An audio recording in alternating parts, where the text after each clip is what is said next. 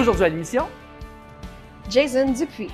Puis dans les premiers mois, là, il y a eu le festival, j'appelle ça de même, le festival de Facebook Live. Là.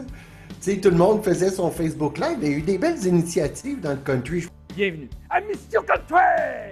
Hey, ça va te piquer dans le micro. Il est pas reposant. On s'en fout, on est wow!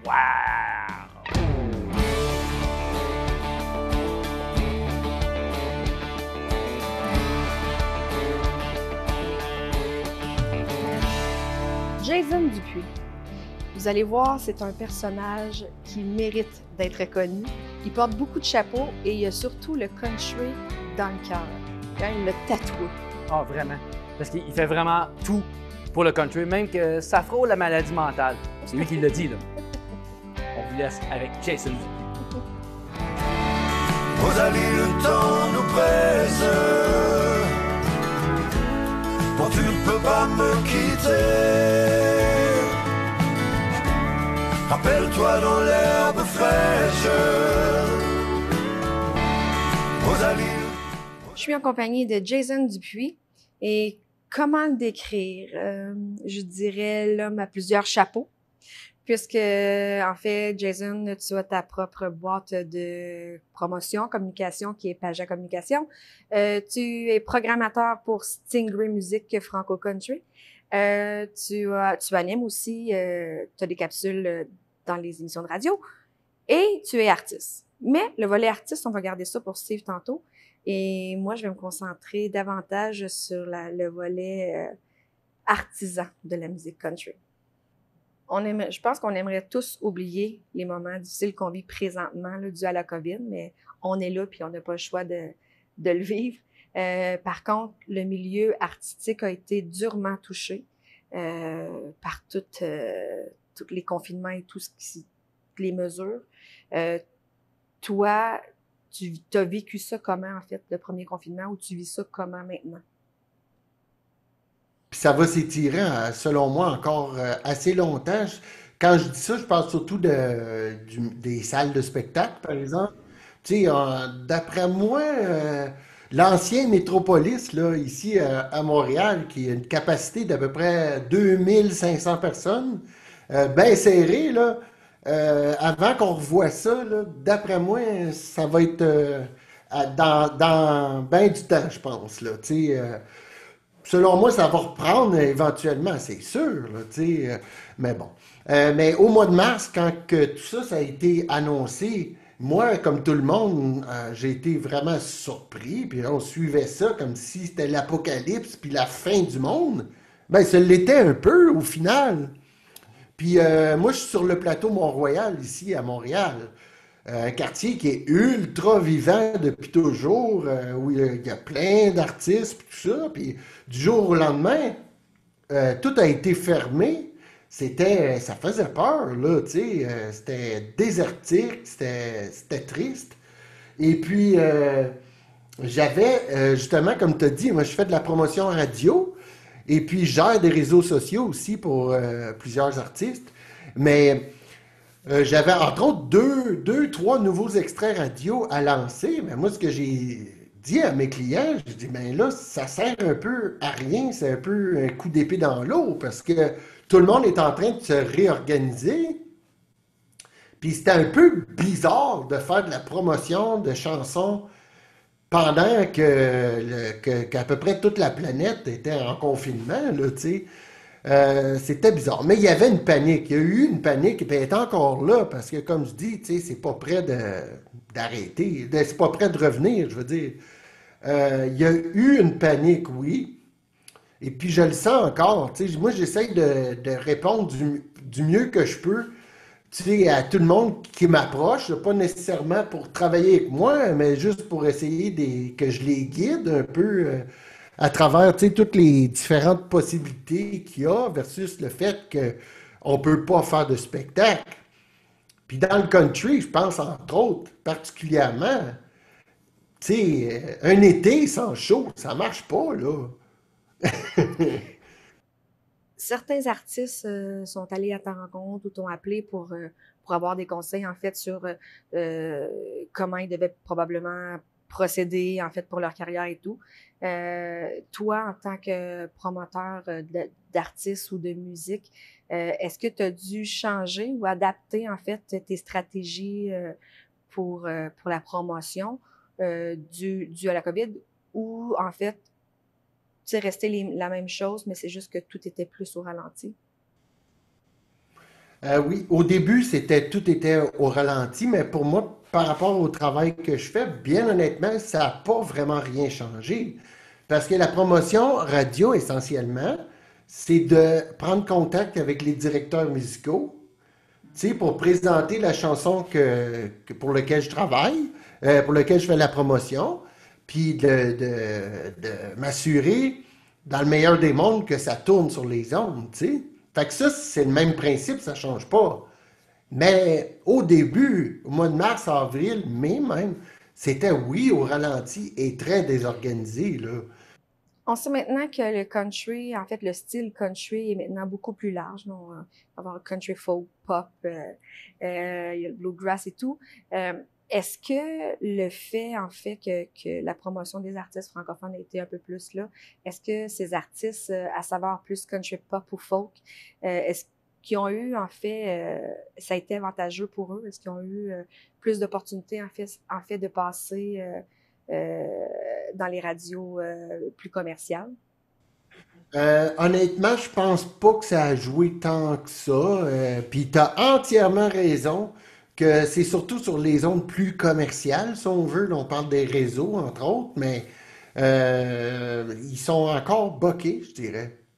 Ben, moi, je suis sur le bord là, de me fâcher. Non, non, je niaise, là, mais, euh, mais non, ça n'a pas vraiment. Ben, oui, puis non, parce qu'à un moment donné, il y a eu une phase où tout le monde s'est mis à écrire des chansons de COVID, ça va bien aller. Là, je pense à Patrick Gros et le Séba Blanc, là, qui a sorti une chanson, tu sais, rassembleuse, si on veut, là, puis tu sais, ça se voulait. Fait que ça, pour moi, ça a été un bon coup, puis lui, il va aussi dans le country depuis une couple d'années, là. Tu sais, mais ça n'a pas plus tourné, par exemple, à C'est quoi ou à Énergie, tu sais. Euh, mais il y a Sarah Dufour qui fait son chemin avec un country plus rock, plus garage, mettons, on va dire ça de même, là. Elle, tu sais, elle joue à Énergie depuis 2 ans, 1 an, 2 ans. Donc, tu sais, la porte est ouverte. On a le pied dans la porte, là. Mais la COVID, non, ça a pas eu l'effet de l'ouvrir encore plus, là, je pense pas. Par rapport aux ondes radio, là.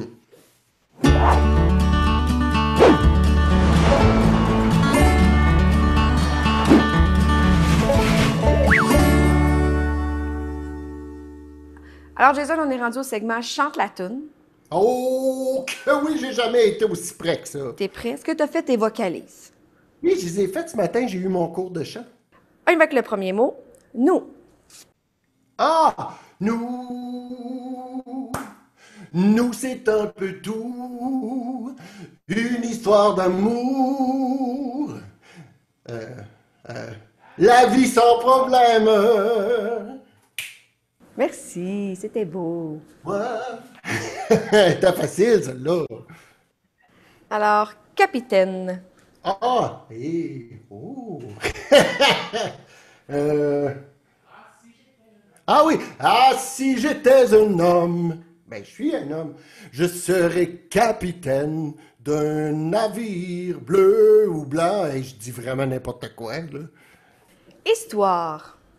Ah, c'est une histoire d'un soir, avoir envie de changer de vie. Ça m'arrivait souvent à moi. Hey, ça va être beau dans le country. Friend. Friend? Ami. Attends. Là, mettons, on le traduit, c'est ami. Euh, quitter, je vous le dis, ça n'a pris qu'un instant. À moi aussi. C'est ma voix de Céline. OK, prochain mot, pleurer. Ah, Et si je pleure dans la pluie, tu n'y verras que du feu, de l'eau qui tombe sans Bruit. bruit. Ah oui, ça! Que de la pluie dans tes yeux. Dernier mot, Jason? Bateau. Ah! Euh, euh, Quand j'étais un tout petit garçon, je me prenais de la... Il n'y a pas de bateau là-dedans, dans cette chanson-là. Attends. Euh, et bateau. euh, je sais pas. Ah, c'est pas grave. Mais voilà, c'est tout. Merci beaucoup, ça a été super agréable. Merci à vous deux de m'avoir invité comme ça. C'est gentil, là. C'est la deuxième fois en plus. Hey, je suis choyé. Ah, ben, c'est parce qu'on t'aime, ça. Oh! On a vu que les artistes se sont beaucoup mobilisés, hein, qui ont dû faire plusieurs ajustements, qui ont dû s'adapter, ce même quand les salles ont pu réouvrir, là, il y avait beaucoup de mesures à respecter. Ils ont changé des choses dans la façon d'offrir leur spectacle. Toi, comment tu perçois ça, tous ces changements-là qu'ils ont dû faire? Puis dans les premiers mois, là, il y a eu le festival, j'appelle ça de même, le festival de Facebook Live, là. Tu sais, tout le monde faisait son Facebook Live. Il y a eu des belles initiatives dans le country. Je pense à Steve Arsenault, qui est chanteur, oui, mais qui organise aussi un festival. C'est un gars des Îles-de-la-Madeleine qui est aux Îles-de-la-Madeleine, où il a organisé, lui, des heures et des heures de Facebook Live avec là, je connais pas leur nom, mais je pense que c'était le Palais des Congrès de Sept-Îles, me semble, c'est ça. Tu sais, c'était vraiment intéressant ce qu'ils ont fait. Tu sais, les autres, ils se sont dit, hey, on se laisse pas abattre, là. On a des choses à dire. Ah ouais, on essaye quelque chose. Il y a Christian Lemieux aussi qui a fait ça pas mal souvent, je dirais. Comme tu l'as dit, effectivement, il y a eu un festival de Facebook Live.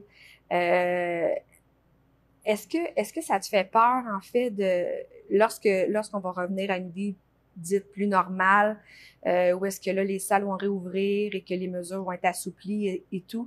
Est-ce que ça te fait pas peur, en fait, que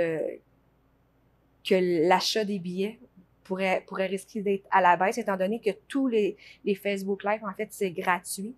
Donc, est-ce que c'est quelque chose qui t'inquiète? Oui, c'est une bonne question. J'y pense spontanément comme ça, puis je te dirais que non. Pour la raison principale que les vrais mélomanes, les vrais amateurs, ceux qui achètent des billets et qui veulent aller voir leur artiste, ils vont être en manque profond là, de ça, là. En tout cas, moi, je le suis.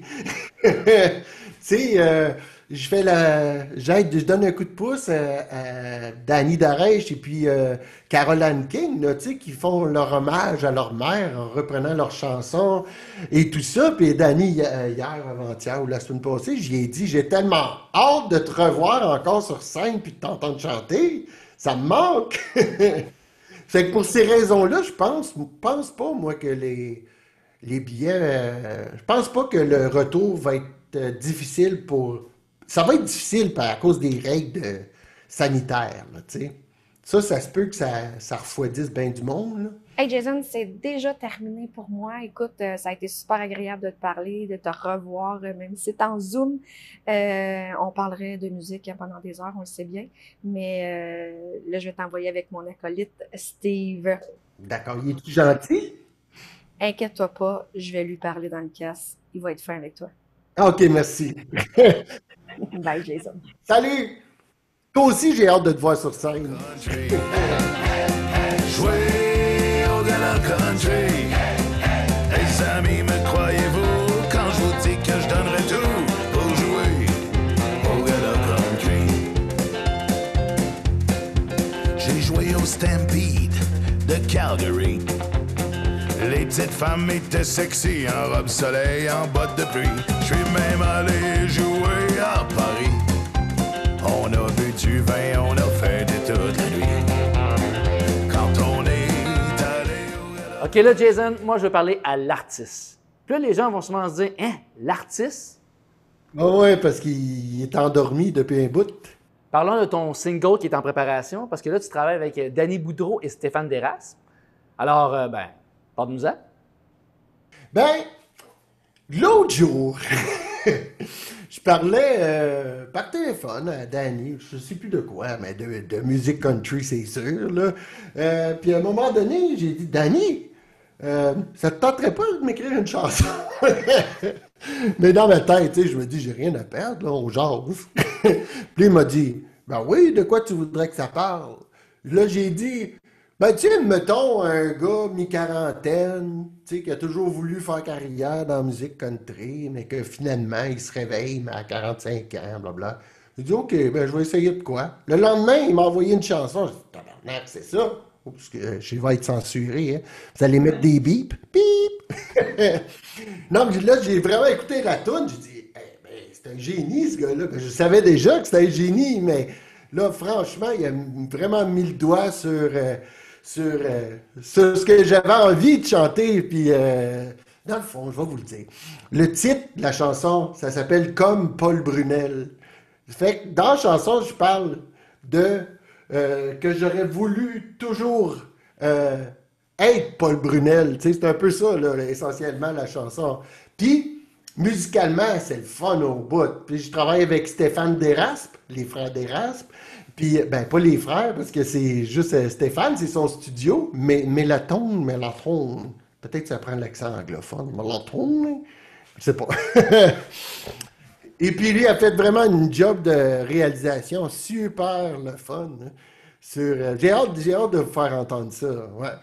Vous en êtes rendu où à l'étape de production? Ah ben là, il manque juste ma voix. C'est le dernier morceau, parce que tu sais, c'était supposé de sortir peut-être, ben, dans mon idée, c'était mi-automne, disons. Mais là, à cause du COVID, zone rouge, tout ça, bah, tu sais, ça serait con de prendre la chance de juste, tu sais. Parce que moi, comme je disais tantôt, je suis à Montréal, lui, dans la région d'Ottawa, donc, tu sais, c'est ça. Donc, ça va être plus repoussé à l'hiver, probablement. On a vraiment hâte d'entendre ça. Ah oui, c'est le fun, mais j'espère que ça va être bien reçu, mais j'ai bien du fun. Là. Dans le fond, j'ai la pratique, je vais vraiment être prêt, one take, ça va être fait. Comme Céline. Mais là, tu as de l'expérience en tant que chanteur, parce que tu as déjà joué dans un band qui s'appelait À Cheval Donné, qui est un band de cover. Oui, exact. Oui, c'était au début. Ben oui, c'est ça. Au début, on voulait reprendre des vieux hits, tu sais, comme on a repris justement en parlant de Paul Brunel. On a repris. Ah non, c'est le seul. Voyons, excuse-moi, j'ai un blanc. L'adieu du soldat, c'est le soldat Lebrun. Ouais. Fait qu'on a repris, c'est une vieille chanson, tu sais, puis on a repris aussi Quand on est en amour de Patrick Normand. Tu sais, c'est ça, c'était notre ligne de pensée, c'était notre lignée pour éventuellement faire des chansons originales. Puis, ben, c'est ça. Mais à un moment donné, je manquais de temps, puis là, tu sais, moi, ça fait 15 ans que je fais la promotion des autres, si on veut, que je pousse toutes les autres, puis tout ça. Puis là, c'est comme à mon tour, puis là, je saisis un peu, puis j'ai le syndrome de l'imposteur, tu sais. Fait que là, tu sais, j'ai tourné la page sur ce groupe-là, qui existe encore. Ils ont continué, leur travail, là. Ça continue.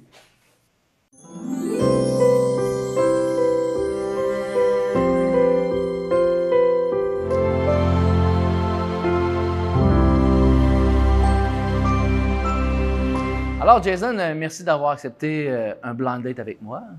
Ça me fait plaisir. J'étais un peu stressé, là, mais on est toujours stressé une première fois comme ça. Mais là, juste pour être certain, parce que j'ai cru entendre ton chum tantôt, il sera pas trop jaloux. Ben, allez fermer la porte. Alors, ma première question. Quelle est la plus grande qualité que tu recherches chez un homme? Ben, je te dirais qu'il soit drôle. Ha. Ça, ils sont pas tous drôles, là. Non? Non. Ben, c'est ça que je dirais. Ouais, ça je dirais. Quelle place occupe le travail dans ta vie? Toutes. Toutes.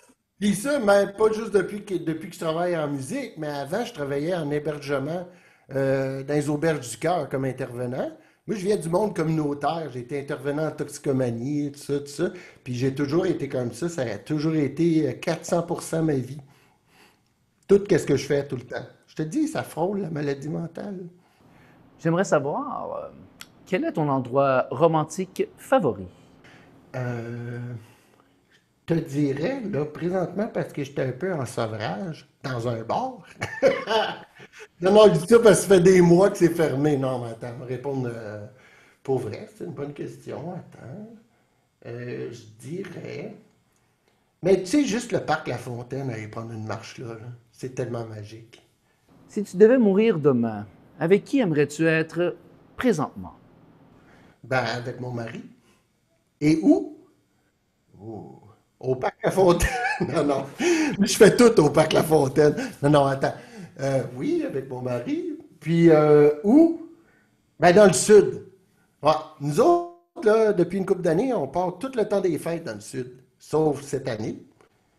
On n'ira pas. Je pense pas. Mais on peut, hein, on peut déjà aller à Cuba, là. Ça coûte pas cher. Mais moi, je passerais ma vie dans le sud. Ouais. Ou aux îles de la Madeleine. Ah oui, aux îles. Hey, la première fois que je suis allé aux îles, c'était un méga coup de foudre. C'est magnifique. Comment passes-tu ton temps libre? Ah ben, j'écoute de la musique. De la musique quoi? De la musique country. Ah, le pire, c'est que c'est vrai, là. J'écoute toujours de la musique country. Je parle juste du country. Mes amis sont un peu tannés, là, mais... Non, non, mais dans mes temps libres, ce que j'aime faire, c'est ça, écouter de la musique, ça c'est évident, là. Mais je te dirais, pour me détendre, je lis la presse. C'est bizarre, hein, mais lire la presse, ça me calme, hein. J'espère que je t'ai pas fait peur, là, pour une première date. Non, non, non, c'est parfait. Merci, Jason. Hey, ça me fait plaisir. Écoute, ça fait 15 ans que tu travailles dans le domaine de la promotion et de la communication. Et là, tu lances une nouvelle chronique qui s'appelle Le Cowboy urbain. Oui, que j'ai été baptisé la semaine passée. Oui, la semaine passée, en ondes, Benoît, parce que la veille de ma chronique, j'ai fait comme un sondage sur mon Facebook, là. Je t'ai donné comme 4 choix de noms de chroniqueurs, là.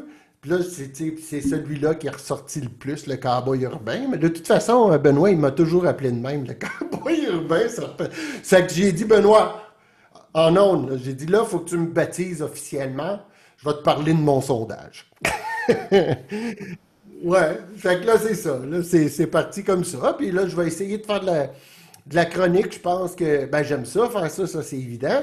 Mais aussi, je pense que ça peut être utile pour faire rayonner les artistes de la musique country encore plus. Ça te tient à cœur, ça, hein? Ah oui, absolument. Je dirais même que ça frôle un peu la maladie mentale et l'obsession. On peut quasiment dire que tu livres un combat pour faire rayonner le country. Tu sais, t'es comme notre chevalier qui défend notre musique. Ah, ouais, on peut dire ça comme ça. Il y a 10 ans à peu près, là, je me suis dit, faut que je monte mon show country à moi, là. Ça fait longtemps là, que ça mijote mon affaire. Puis il y a 6 ans à peu près, là, je suis parti à mon compte, puis tout ça. Puis là, je me suis dit, OK, là, je vais fighter pour la musique country, parce que c'est la musique que j'écoute puis que j'aime, tu sais. Je la programme sur la chaîne Stingray, oui, Franco Country de Stingray, avec mon émission de radio, la playlist country aussi. Là, j'étais en train de me monter, de faire une recherche sur le début du country francophone au Québec, puis tout ça. C'est pour ça que je dis que ça frôle vraiment la maladie mentale. Rebondissons là-dessus parce que justement, tu as une belle collection de vinyles. Ah oui, tantôt, oui. Je vais t'en montrer d'autres, là. Ah, regarde ça, c'est beau. Paul Brunel et Marcel Martel. C'est pas jeune, ça, là. Ça, c'est... Non, c'est un album, là, ce gars-là. Ah! Mary King, notre reine du country. Mais en fait, on ne sait pas si c'est Mary King ou Julie Darèche. Après ça, on a parlé de René Martel. Finalement, tout le monde est reine. C'est un peu ça, hein? Ben, pas tout le monde, mais il y a Guylaine Tanguay aussi maintenant. C'est comme la nouvelle reine. J'ai une question par rapport à ces vieux vinyles-là que tu as ramassés. C'était comme lancé dans la découverte du début du country. Est-ce que tu as des projets en tête pour ça? Peut-être un CD? Ben, c'est pas précis dans ma tête, mais oui, j'aimerais ça que ça découle soit, je sais pas, tu sais, ça peut prendre toutes sortes d'avenues et peut-être un livre aussi qui pourrait parler du début de la musique country, tout ça. Ça pourrait être une version de chansons qui ont été moins connues. Des chansons, oui. Des chansons de Willie Lamotte, là, on connaît mille après mille, tout le monde connaît ça, mais il y en a certainement d'autres qu'on n'a pas entendues encore tant que ça. OK, là, je reviens à l'artiste, au chanteur, à l'interprète. Avec qui aimerais-tu faire une chanson en duo? C'est drôle, tantôt je disais que je parlais avec Danny. Là, j'ai dit Danny, puis je donne un coup de pouce. Je dis, ben, tu sais, elle me dit, ben là, que je peux te dire. Je dis, ben, on fera un duo ensemble, ça serait le fun. Évidemment, avec Paul Darèche, ça c'est évident aussi pour moi dans ma tête. Patrick Normand aussi, ça serait vraiment un privilège pour moi de pouvoir faire un duo avec lui. Ça, c'est clair. Mais avec Amélie Hall aussi, j'aimerais ça. Bref, avec tout le monde. Ouais, ça va être dur de choisir. C'est dur, oui, c'est ça. Oui, parce que là, tu sais, il y en a des comme Paul, Patrick, c'est évident. Là, tu sais, René Martel, ça pourrait être chouette aussi. Tu sais, c'est évident parce qu'ils sont établis, ultra connus, tout ça. Mais oui, ça serait le fun, ça. Après, quelle chanson on ferait, ça, je sais pas. Où te vois-tu dans 5 ou 10 ans en tant qu'interprète? Ah oui, hein. Ça, c'est une bonne question parce que il y a 17 ans, moi je suis originaire de Gatineau, Elmer plus précisément. Puis il y a 17 ans, je suis arrivé à Montréal parce que j'avais 30 ans, puis là je me suis dit, hey, tu sais, à 30 ans, là, on dirait que la vie est finie. Puis, puis là, c'est comme le cri du hey, il faut que tu fasses quelque chose tout de suite. En tout cas, bref, je suis parti, moi, de Gatineau pour venir à Montréal pour faire carrière comme chanteur. Là. Moi, je m'en venais faire carrière, une grande carrière en chanson, puis tout ça. Puis, à un moment donné, 2-3 ans plus tard, là, j'ai rencontré Richard Lafrance de Gong Communication, avec qui j'ai travaillé pendant 8 ans pour faire la promotion. Je savais pas que ce métier-là existait puis que ça marchait de même. Mais quand j'ai compris que ça, c'était un métier qui était possible, je suis rentré dedans d'aplomb. L'artiste, je l'ai laissé de côté, puis ça me dérangeait même pas, là. Fait que, il y a 17 ans, moi, oui, je voulais partir en tournée, faire des shows, des albums, tout ça. Mais aujourd'hui, on dirait que je suis pas capable d'avoir cette vision-là de plus loin, si on veut, là, tu sais. Je fais une chanson, puis je suis même pas capable de la finir. Fait que, tu sais, c'est ça. Ouais. Mais on dirait qu'après 15 ans de promotion, tout ça, en faire carrière comme chanteur, juste chanteur, partir en tournée, pour avoir vu beaucoup d'artistes, puis les avoir suivis, puis tout ça, pas sûr que c'est une genre de vie que je veux vraiment, là, tu sais. C'est bizarre un peu comme réflexion, là. Ouais. Puis je veux pas arrêter de faire de la promo, j'aime ça. Écoute, juste te dire que je trouve ça vraiment beau que tu laissais, que tu sortes ton premier single. Parce que tu sais, tu es un grand passionné de country, puis là, tu vas vivre cet aspect-là de ta passion. Bref, félicitations, mon ami. Ben oui, puis quand les shows vont reprendre, puis tout ça, tu sais, c'est sûr que je vais aller à l'enjeu, puis à chaque fois que je suis allé à l'enjeu, Danny Denis, c'est pas mal lui tout le temps, il me dit ah, là, tu viens-tu faire une toune, tu sais, parce que c'est le principe de l'enjeu, là. Le Jam Country, tu sais, il y a des artistes qui vont faire une toune, tout ça, moi je dis oh non, je suis pas prêt. Fait que je l'ai jamais fait encore. Ça va venir. Hey, merci Jason. Ça fait plaisir.